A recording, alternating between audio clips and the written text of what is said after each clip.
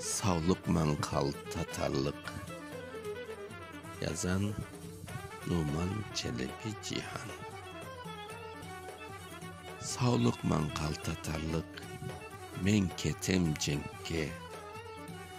Atımın başı aylandı ahiret betke.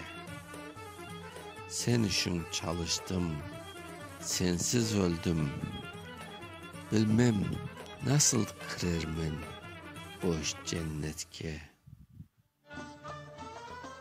Senden tuğdu gönlümde sağlam şavle.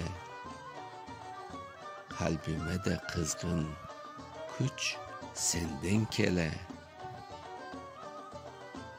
Karsambalar karşılap, kazalar atlap, yıldızlara yükselse üç avele.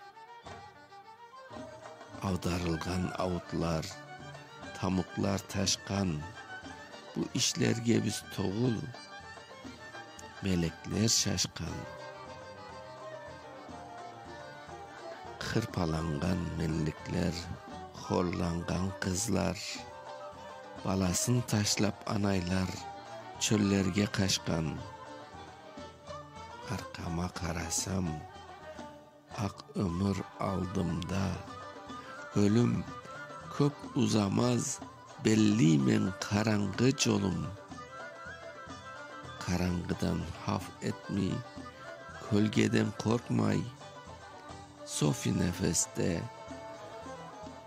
vatan der uzanır kolum. 1916. Okuyan Mustafa Şansa. Sağlık